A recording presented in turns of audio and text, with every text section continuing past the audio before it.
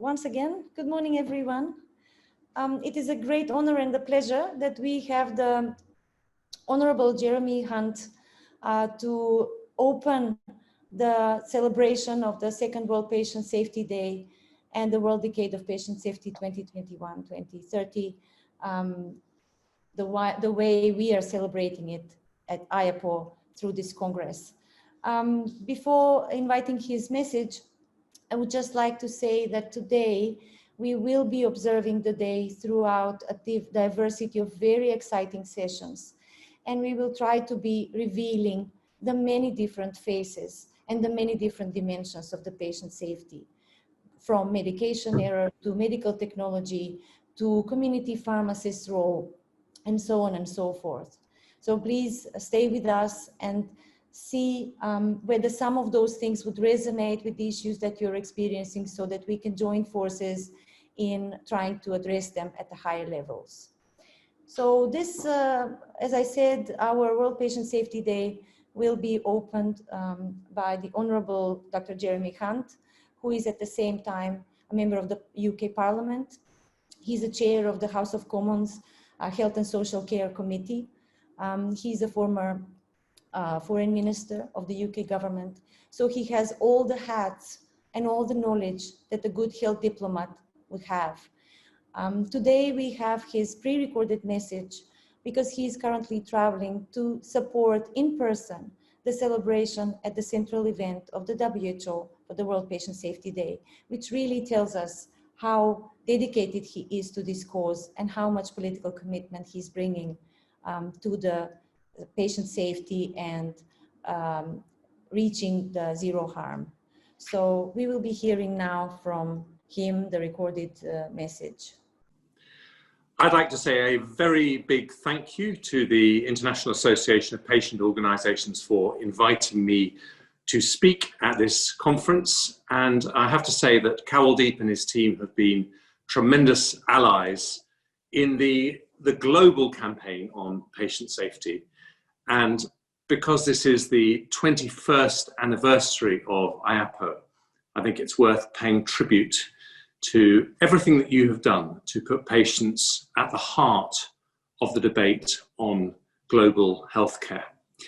And the central argument that you have made is that we need to change the paternalistic relationship that we've traditionally had in medicine, which says, doctor knows best, doctor is the best, to a relationship where the patient is the boss. And a lot of the campaigning that you've done and that I've done has been to give a voice to patients who have been marginalized in healthcare systems by traditions that have put medics on a pedestal. And I want to take this opportunity to thank the many thousands of ethical doctors, nurses, and healthcare professionals who have joined us in the campaign to change that relationship and make sure that the voice of the patients is heard, because without them, none of these changes would have been possible. Today is only the second World Patient Safety Day, and I am incredibly proud to have been one of the people who persuaded the World Health Assembly last year that we needed to have a World Patient Safety Day. It was a long journey. It started back in 2016 when I was UK Health Secretary, and we had a global ministerial summit right in the middle of a very bitter and difficult junior doctors strike, which those of you from the UK will remember. It was a very, very challenging period, but something really good happened, because that was when the idea that we should have a World Patient Safety Day emerged. And I want to thank Dr. Tedros for his incredible support. And I want to thank everyone at IAPO who've been rock solid in saying we needed to do this. But the key point that we all agreed was that when you have a World Patient Safety Day, it can't be a talking shop. It can't just be about awareness raising. It needs to be about practical change. And that's why the theme of this year's World Patient Safety Day is health worker safety. This is a year with the tragedy of the pandemic, where thousands of healthcare workers have died from coronavirus across the world. And it's only right that we recognize the sacrifice they have made to keep us safe, because safe healthcare workers means safe patients. Here in the UK, we had some very striking and disturbing research which suggested that at the height of the pandemic, up to 20% of hospitalized coronavirus patients actually caught their infection inside the hospital. So they arrived at the hospital COVID-free and they picked up the infection inside the hospital. And those nosocomial infections may have been responsible for up to 11% of coronavirus deaths. And some of those infections will have come from other patients. Some of them will come from hospital staff. And it will never have been the fault of hospital staff, but it will often have been due to things like not having the right protective equipment, not having the right policies in place to make sure there was social distancing between staff in hospital cafes and canteens. But patient safety and staff safety are two sides of the same coin. And if those numbers are right from the UK, then potentially up to 100,000 of the coronavirus patient deaths that we have had across the world have been caused because we didn't protect staff properly. And that's why keeping staff safe means keeping patients safe, which is why this is such an important theme. And that's why today the World Health Organization has launched a healthcare worker charter, which sets out how to protect health workers. And over the course of the next few months, I hope as many countries as possible sign up to the charter and commit to keeping their healthcare workers safe, because that is the most practical thing we can do to keep patients safe while we're still living with this pandemic. But this is not the only thing we need to do in patient safety. This is the first of the World Health Organization's 10 years where we are intending to have a decade of patient safety campaigning. And we've had an enormous amount of effort that's happened long before people like me get involved on hand hygiene, medication error, sepsis, hospital-acquired infection, but we've got so much more that we need to do if we're going to listen to the voices of patients and improve patient safety in maternity safety, surgery, mental health, and many, many other areas. And I just really want to conclude by saying this. For me, as a politician, I became health secretary back in 2012. I really didn't know very much about health policy. And I was looking for a cause, a theme to champion during my time as health secretary. And that journey started with meeting patients. People like James Titcombe, who lost his son Joshua when he was just 7 days old because of a series of errors in the way Joshua was looked after shortly after he was born.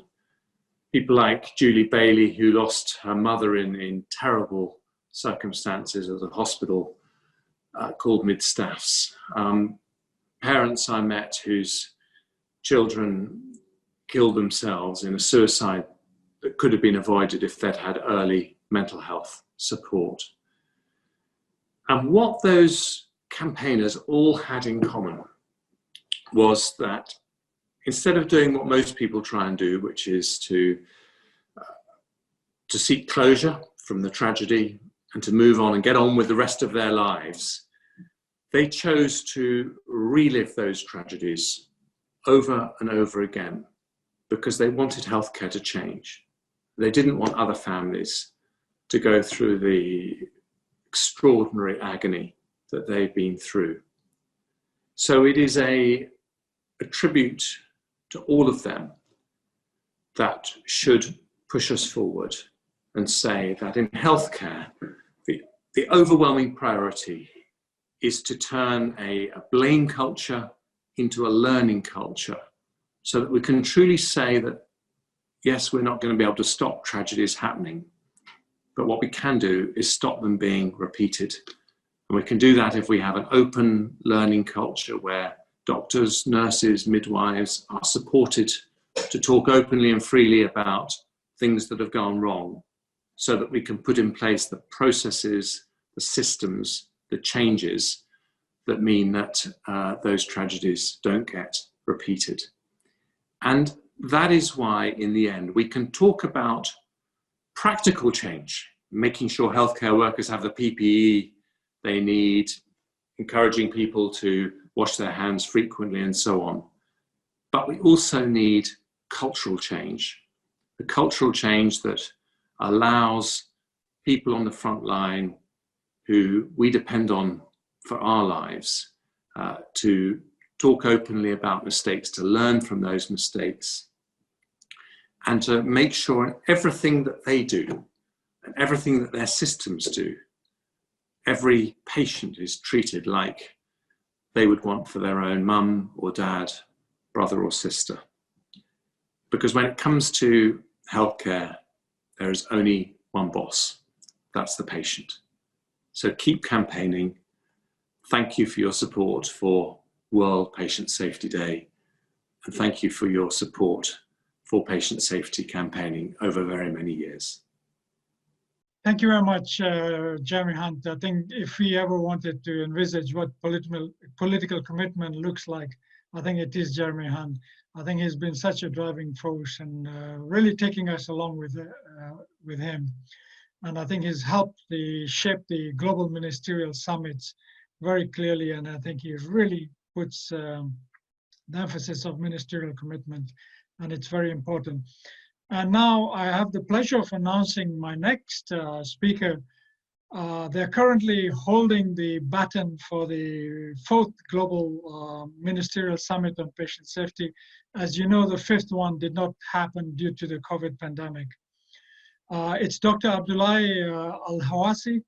He is the Director General of the Saudi Patient Safety Center and has been a champion for this, and he has got very hot hands at the moment. He wants to pass on this responsibility of the Jeddah Declaration on to Switzerland as soon as it's possible to hold that next Global Ministerial Summit. So I'll now ask the audience to please go back to the auditorium and let's join Dr. Al-Hawasi and hear from him what Jeddah Declaration as a current subsisting document of political commitment is, and let's join him. Thank you for your efforts, and thanks to Jeremy Hunt and his secretary and all the team that supports him. Thank you.